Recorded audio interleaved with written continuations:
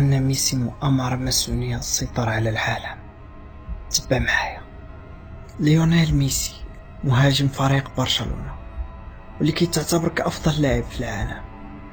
تولد في 24 يونيو 1987 اللي هو ذكرى تأسيس أول محفل ماسوني في العاصمة البريطانية لندن سنة 1717. 1717 اللي إذا قسمناها غادي تعطي 17 10 و7. والغريب أن أول هدف رسمي سجلو ميسي مع برشلونة كان ضد فريق الباسيتي والعمر ديالو بالضبط 17 سنة و10 أشهر و7 أيام. هذا الهدف جاء بالضبط في يوم 1 ماي 2005 اللي هو يوم هاشوآ أو ذكرى محرقة الهولوكوست اللي كتحتفل بها إسرائيل صاحبة العلاقات الوطيدة مع الماسونية. أما لقب ميسي البرغوث فهو دلالة واضحة على علاقته بالماسونية، حيث حسب أقدم مخطوط ماسوني وهو قصيدة ريجيوس. فالسبب الأول في ظهور تنظيم الماسونية هو ضعف الكنيسة بسبب وباء الطاعون الأسود الذي أصاب أوروبا بين عامي 1347 و 1352 واللي كانت حشرة البرغوث السبب الرئيسي في حدوثه.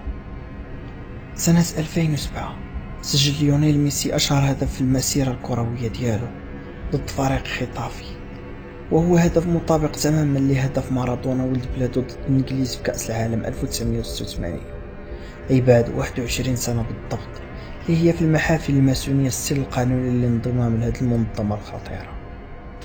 أما أول هاتريك في تاريخ ليونيل ميسي فكان في مارس 2007 ضد ريال مدريد، وسجل الأهداف 3 في الدقائق 11 28 90 اللي كترمز لتاريخ 28 نوفمبر 1990 تاريخ استقالة مارغريت تاتشر من رئاسة الحكومة البريطانية، وهي الملقبة بالمرأة الحديدية، اللقب المشتق من الحديد اللي عنده دلالة كبيرة بالنسبة للبنائين الأحرار، وهي أيضا عضوة في نادي الروتاري اللي يقال أنه واجهة ديال منظمة الماسونية.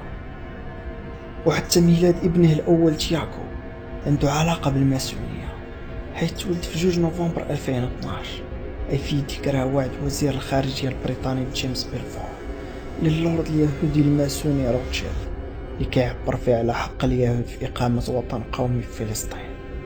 وأخيرا الصدفة أن ميسي مؤخرا وفي قمة مسيرته الرياضية قرر باش يدير وشم، واختاروا بالضبط وشم الوردة الحمراء اللي كيرمز في الماسونية للحماية الروحية، كما هو دلالة على وصوله للمرتبة 18 في الماسونية أو مرتبة فارس الوردة والصليب. الوردة اللي شرحها منظر الماسونية الأمريكي ألبير بايك بأنها رمز مقدس خداه من الميثولوجيا الرومانية وكيدل على الشروق وبعث المسيح اللي هو واحد من الألقاب المعروفة لميسي. مهم خليوها بيناتنا.